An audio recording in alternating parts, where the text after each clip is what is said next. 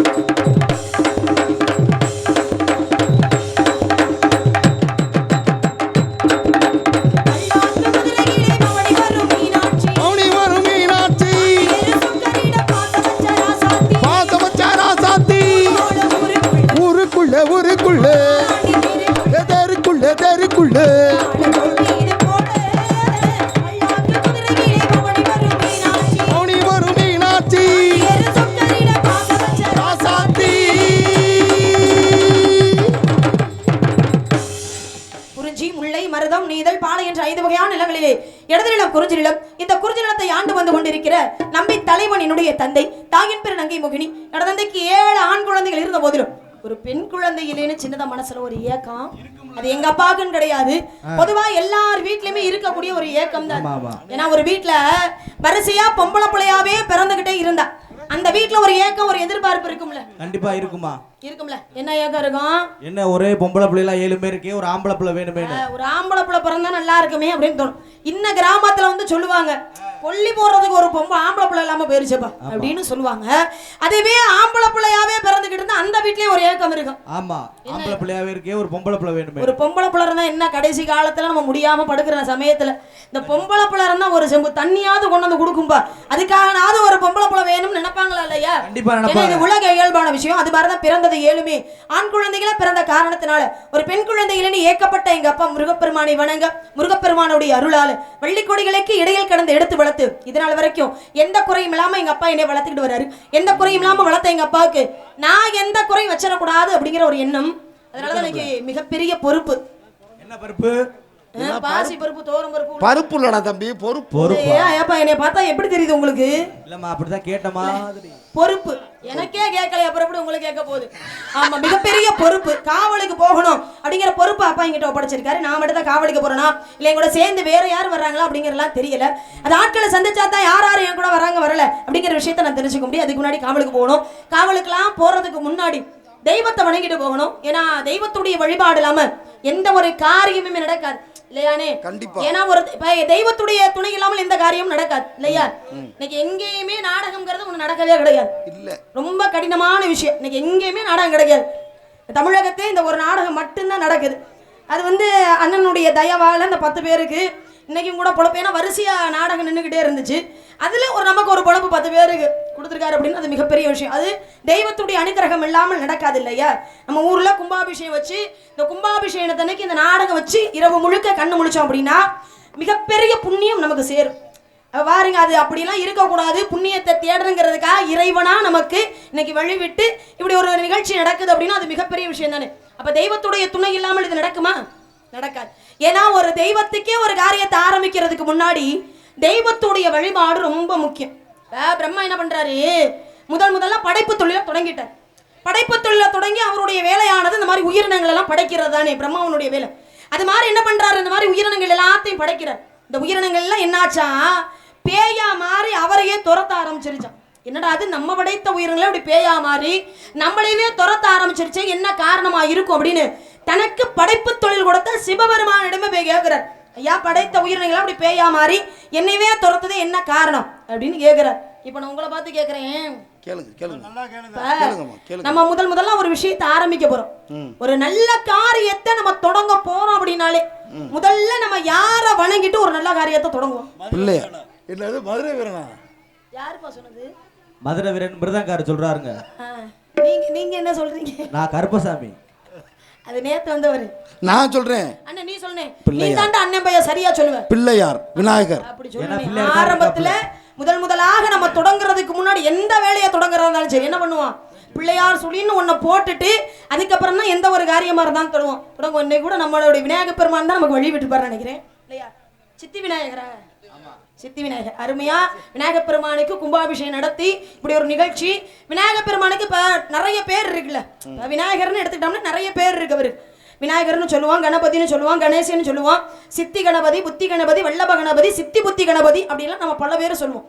ஆனால் விநாயகர் பெருமானுக்கு முதலாக வந்த பெயர் என்ன சொல்லுங்கம்மா? அங்கிட்ட இருந்து பதில் வந்துச்சு. யார் சொன்னாங்கன்னு தெரியல.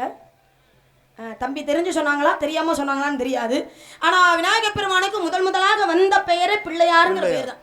ஏன் அப்படின்னா ஆதியில் தோன்றியவள் ஆதிபராசக்தி.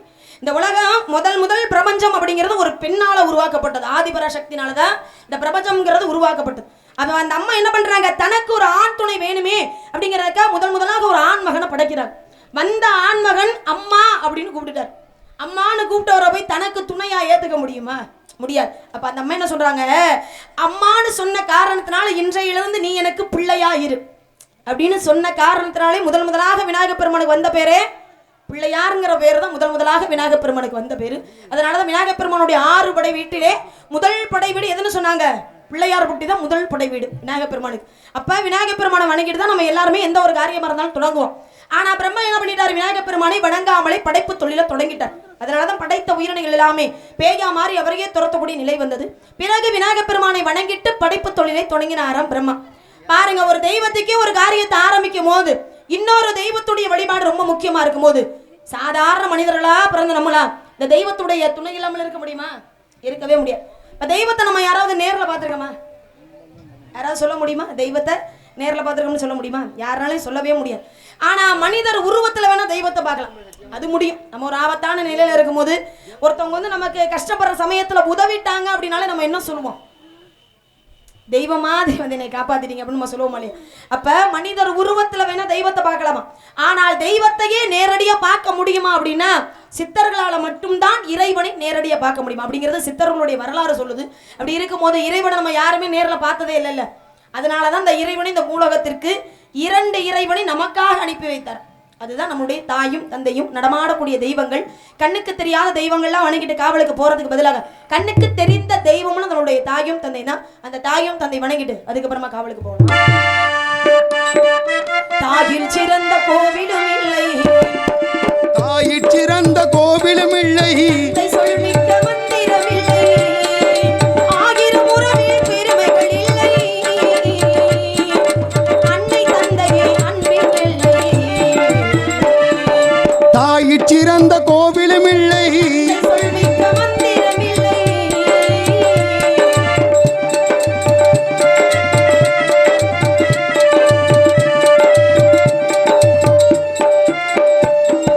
தன்னலமற்றது தாயின் நெஞ்சம் தாங்கி நிறைந்த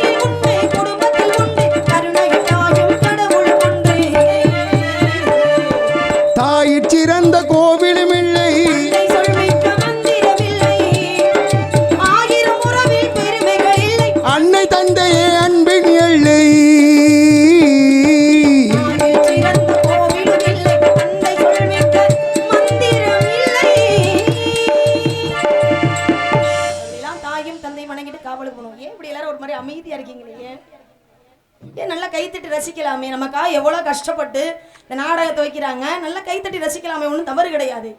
ஏன் எல்லாரும் இப்படி பிரம்ம பிடிச்ச மாதிரியே உட்காந்துருக்கீங்களே? ஏன் என்னத்தான் என்ன பெண்களுக்குலாம் என்ன ஏதாவது ஊர் கட்டுப்பாடா? அப்படிலாம் கிடையாது இல்ல, நல்லா கைத்தட்டி ரசிக்கலாம்ல. இந்த கையை தட்டுற சொல்றதுல 2 நன்மைகள் இருக்கு.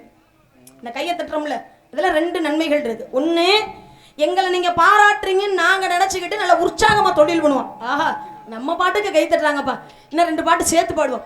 நம்மளுடைய பேச்சுக்கு கை தட்டுறாங்க, பண்ண 2 விஷயம் சேர்த்து பேசுவோமே அப்படின்னு தோணும். அப்ப உற்சாகமா நாங்க தொழில் பண்றது ஒரு நன்மை. இன்னொன்னு என்னன்னா, நீங்க இந்த 2 கைகளை இப்படி சேர்த்து தட்டும் பொழுது உடம்புக்கு ரத்த ஓட்டமாகப்பட்டது சீரா உடம்புக்கு போய் சேரும். அதனாலதான் அந்த காலத்துல முளைப்பாரின்னு போடுவாங்க கோவில் திருவிழாவுக்கு, தெரியுமா? என்னத்த முளைப்பாரி போட்டு என்ன பண்ணுவாங்க, கோவில் வாசல் அப்படி வச்சு ஆண் பெண் எல்லாரும் என்ன பண்ணுவாங்க, சுத்தி வேற நின்று கும்மி அடிப்பாங்க. கும்மி அடிப்போம். இந்த கும்மி அடிக்கிறது ஏன் முன்னோர்கள் கொண்டு வந்தாங்க அப்படின்னா, நம்ம உடம்புக்கு ரத்த ஓட்டம் சீரா போகணும் அப்படிங்கிறதுக்காக. ஒரு சில ஊர்கள் எல்லாம் 7 நாள் 9 நாள் 11 நாள் அப்படின்னு கணக்கு வச்சு தினமும் முளைப்பாரி கொட்டுவாங்க, கும்மி கொட்டுவாங்க இல்லையா? நம்ம போய் தனியா நின்றுக்கிட்டு அப்பா உடம்பு நல்லா சீரா ரத்த ஓட்டம் போகணும்னா கை தட்டுன்னு சொன்னா கை தட்டுவோமா? எப்படி தட்டுவோம்? தட்ட மாட்டோமா இல்லையா? அதை உணர்ந்த முன்னோர்கள் என்ன பண்ணாங்க, அப்பா அறிவியல் ரீதியா நம்ம சொன்னோம்னா கேட்க மாட்டாங்க நம்ம மக்கள், அது ஆன்மீக ரீதியா சொன்னோம்னா கேட்போமா இல்லையா? முளைப்பாரி கொட்டோம்னா தெய்வத்துக்கு நல்லப்பா, தெய்வத்துடைய அனுக்கிரகம் நமக்கு கிடைக்கும்பா அப்படின்னு சொன்னா என்ன பண்ணுவோம், உடனே அதை செய்வோமா இல்லையா? அதனாலதான் அதை ஆன்மீக ரீதியாக கொண்டு வந்தாங்க முன்னோர்கள். அதனால நீங்க எல்லாம் தயங்காம நல்லா கையை தட்டி ரசிக்கலாம், ஒன்றும் தப்பே கிடையாது இல்லையா? தட்டுங்களே, அதே அப்ப கூட யோசிக்கிறீங்களே தட்டுவோம். ஆத்தா தட்டு, ஆத்தா முத்துமாரி மாதிரி உட்காந்துருக்கீங்க, நல்லா பெரிய போட்டா வச்சு, ஆத்தா நல்லா இருக்கா அம்சமா இப்படி இருக்கணும். அதான் நல்ல காரியத்துக்கு பெண்களை முன்னால வச்சாங்க, கெட்ட காரியத்துக்கு பெண்களை பின்னால வச்சாங்க இல்லையா? அப்படி இருக்கும்பொழுது நல்ல மகாலட்சுமி மாதிரி எல்லாரும் அம்சமா உட்காந்துருக்கீங்க. நல்லா கை தட்டுங்க, நானும் கிடையாது. அடுத்து இந்த இடத்துல யார் வந்து நின்னாலும் சரி, இந்த பாடெல்லாம் முடிஞ்சோடனே கை தட்டிங்கன்னா கொஞ்சம் உற்சாகப்படுத்துற மாதிரி இருக்கும். ஆமா, இப்படிலாம் தாயும் தந்தையும் வணங்கிட்டு காவலுக்கு போகணும். தாயினுடைய காலடியை தொட்டு வணங்கிட்டு போனோம்னா நமக்கு எப்பேற்பட்ட காரியமா இருந்தாலும் வெற்றி எடு. அதுக்காக பாருங்க, தாயில் சிறந்ததொரு கோவிலும் இல்லைன்னு முதல் வரியே வச்சிருக்காங்க. நம்ம கோவிலா போய் எல்லா தெய்வத்தையும் வணங்கணுங்கிறது கிடையாது. வீட்டுல இருக்கிற தெய்வமும் நம்ம அம்மா தான். அம்மாவினுடைய காலடியை தொட்டு வணங்கிட்டோம்னா போனாலே போதும். ஏன்னா தாய். அடுத்து பாருங்க, தந்தை சொல்மிக்க மந்திரம் இல்லைன்னா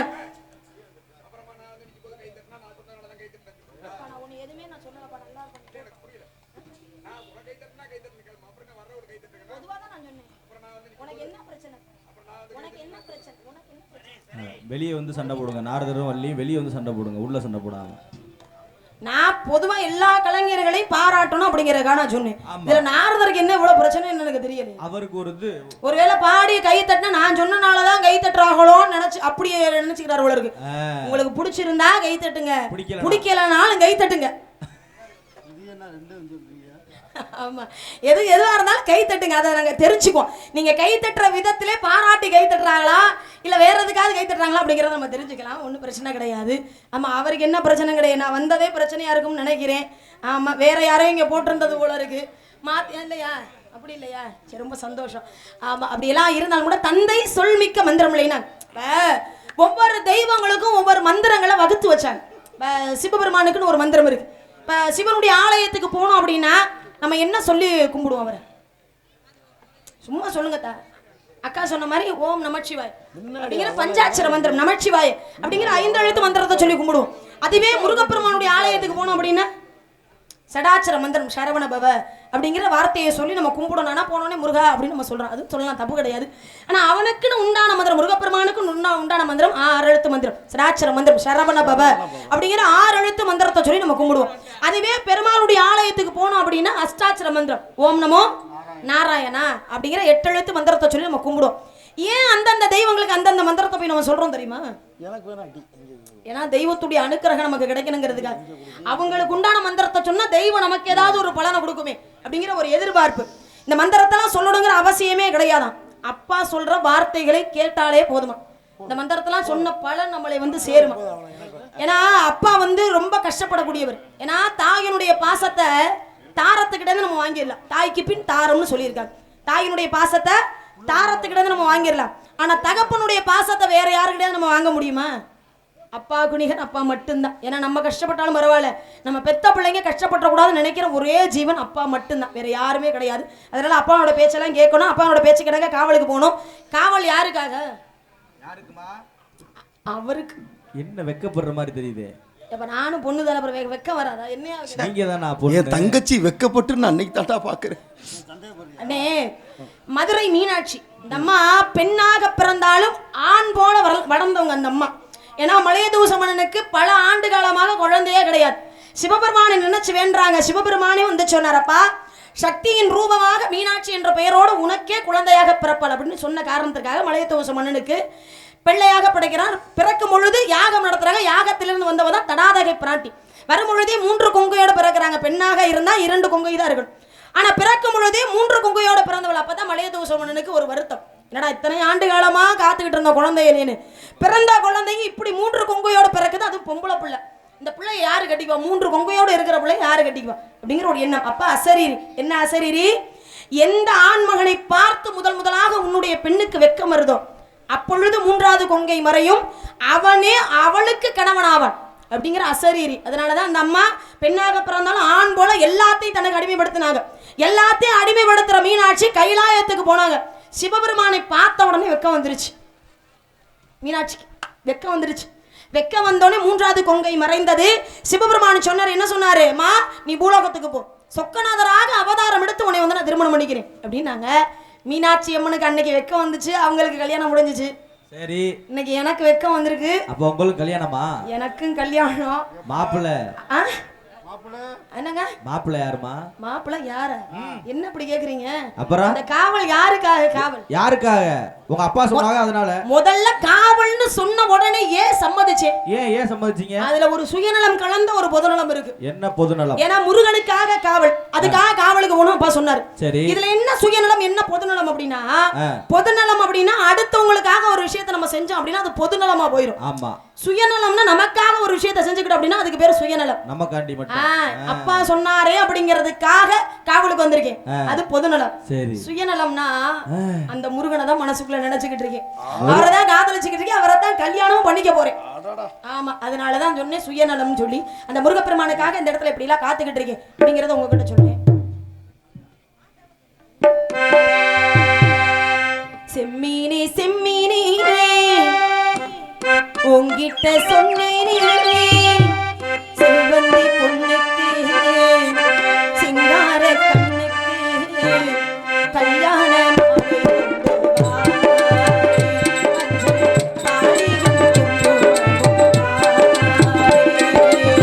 செம்மீனே செம்மீனே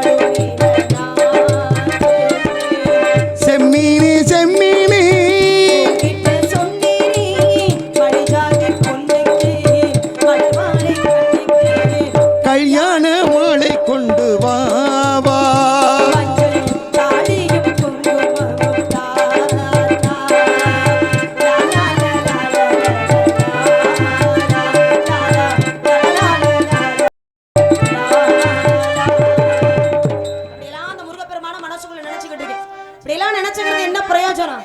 என்ன அர்த்தம்? ஒரு பிரயோஜனமும் கிடையாது. நான் மட்டும்தான் அவரை காதலிக்கிறேன்னு தவிர சரி அவரு என்னைய காதலிக்கிறாரா என்ன அப்படிங்கிற விஷயமே எனக்கு தெரியாது. பத்தியில தெரியாம நீங்க இவ்வளவு அப்படி இல்ல. ஆசை வளர்த்துக்கிட்டு இது ஒரு வகையான ஒருதலை காதல். இது எப்ப இருதலை காதலா மாறும்னே தெரியல.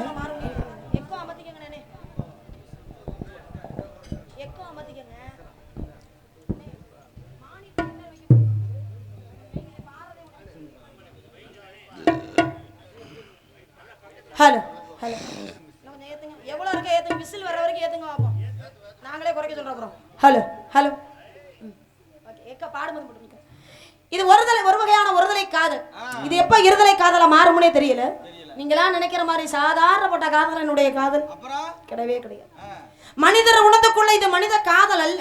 அதையும் தாண்டி தெய்வீகமான காதல் என்னுடைய காதல். உண்டான காயம் எங்கும் தன்னாலே மாறி போன மாயம் என்ன பொன்மானி பொன்மானி என்ன காயமான போதும் என் நீடி தாங்கி கொள்ளும் உந்தன் மேனி தாங்காது செந்தேனி எந்த காதல் என்னவென்று சொல்லாமல் ஏங்க அழுகை வந்தது எந்த சோகம் உன்னை தாக்கும் என்னென்னும் போது வந்த அழுகை நின்றது மனிதர் உணர்ந்து கொள்ள இது மனித காதல் அல்ல அதையும் தாண்டி புனிதமானது. எப்படி எல்லா பாட்டும் வாசிக்கிறீங்களே பரவாயில்ல. ஆமா மனிதர் உணர்ந்து இந்த பாடல் இந்த காட்சியை பார்த்திருக்கீங்களா? தொலைக்காட்சியில படத்துல பார்த்திருக்கீங்களா? இந்த பாடல் காட்சியில இந்த பாடல் முடிஞ்ச உடனே கடைசியா அந்த காதலையும் மலை மேல இருந்து குதிச்சு இறந்து போயிடுவாங்க இல்லையா? அவங்க காதலுக்காக அவங்க 2 பேரும் மலை மேல இருந்து குதிச்சு இறந்து போனாங்க. இந்த இடத்துல என்னுடைய காதலுக்காக நீங்க 4 பேரும் ஏமா எங்களை போய் என்ன பண்ண சொல்றீங்க? மலையில உளுந்து ஏன் தம்பி இவ்வளவு நீங்க கோவப்படுறீங்க? அப்புறம் எங்களை போய் நீங்க மலையில ஏறி ஐயோ நீங்க 4 பேரும் மலை மேல ஏறி போய் குன்று இருக்கும் இடமெல்லாம் குமரன் இருக்கும் இடம்னு சொல்லுவாங்க இல்லையா? மலை மேல ஏறி போய் முருகப்பெருமான்ட்ட இந்த வள்ளி பொண்ணு உங்களை காதலிக்குது, உங்களுக்காகவே காத்துக்கிட்டு இருக்கு, அதனால விரைவில் வந்து திருமணம் பண்ணி கூட்டிக்கிட்டு போங்க அப்படின்னு சொல்ல வந்தேன். அப்படி சொல்லணுமா? போய் சொல்லி எனக்காக பக்கத்துல இங்கேயும் மலை இல்ல, பயப்படாத. பக்கத்துல தானே திருச்சி உச்சி பிள்ளையார் கோவில் இருக்கு, மேல இருந்து உருட்டி விட வேண்டியதான். நீங்க முதல்ல உருண்டு காமிங்க, அப்புறம் நாங்க அதனால அப்பேற்பட்ட முருகப்பெருமானுக்காக இந்த இடத்துல எப்படி காத்துக்கிட்டு இருக்கீங்க அப்படிங்கறத உங்கள்கிட்ட சொல்றேன். சிட்டுக்குருவி முத்தம் கொடுத்து சேர்ந்திட கண்டேனே, செவ்வானம் கடலிலே கலந்திட கண்டேனே.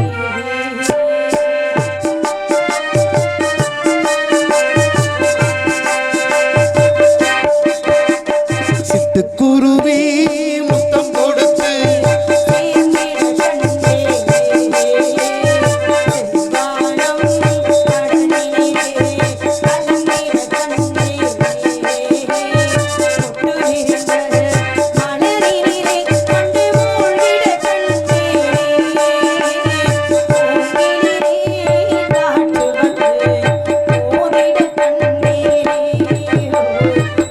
குருவி முத்தம் கொடுத்து சேர்ந்திட கண்டேனே.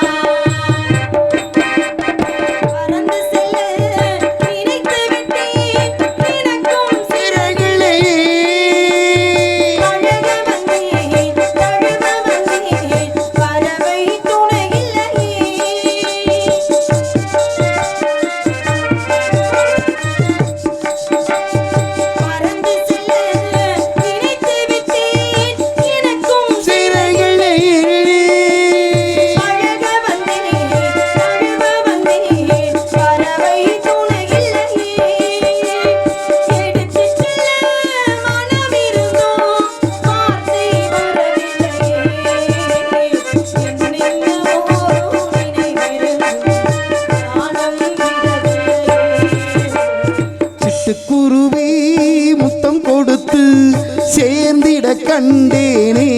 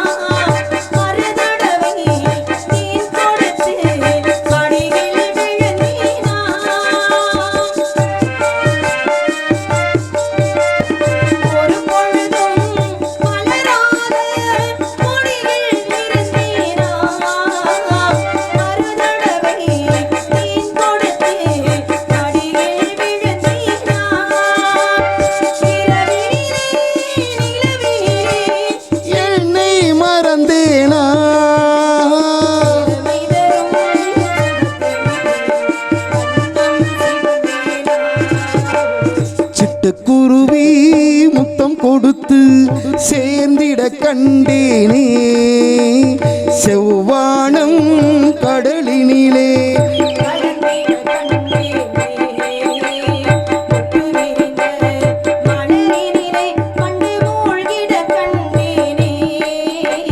மூங்கிலே காற்று வந்து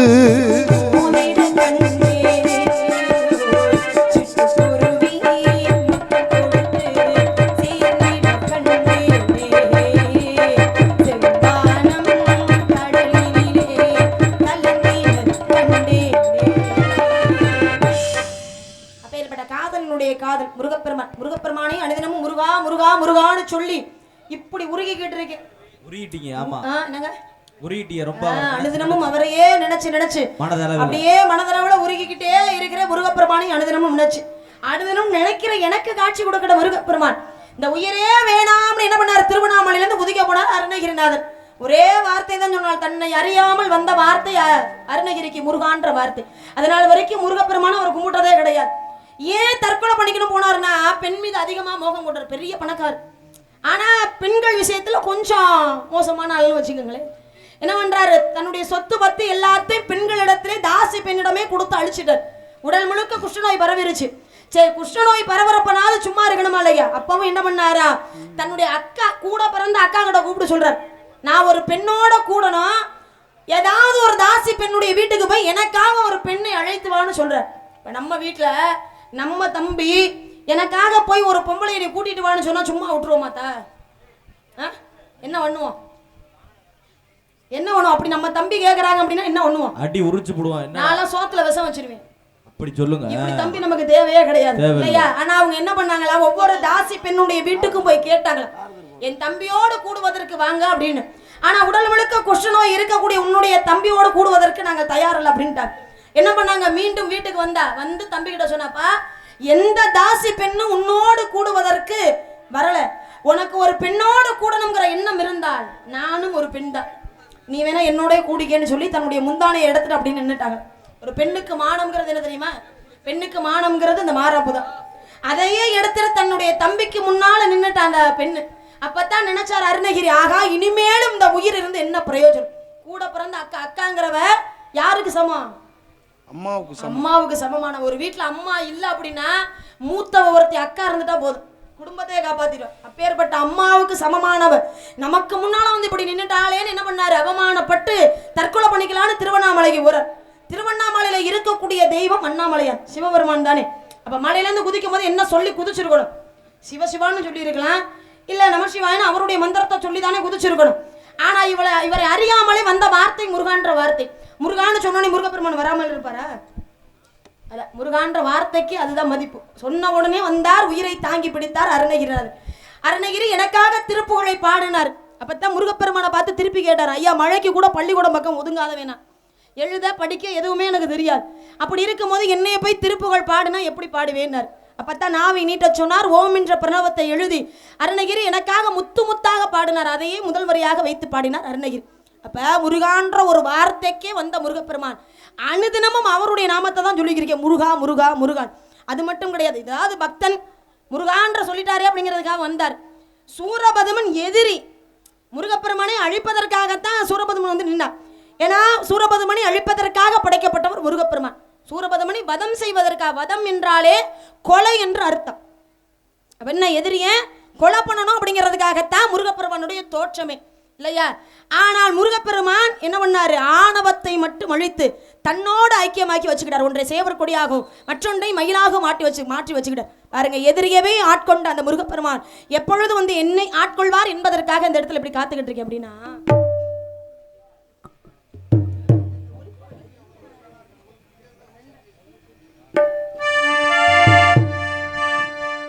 நீ பாதி நான் பாதி கண்ணே, அருகில்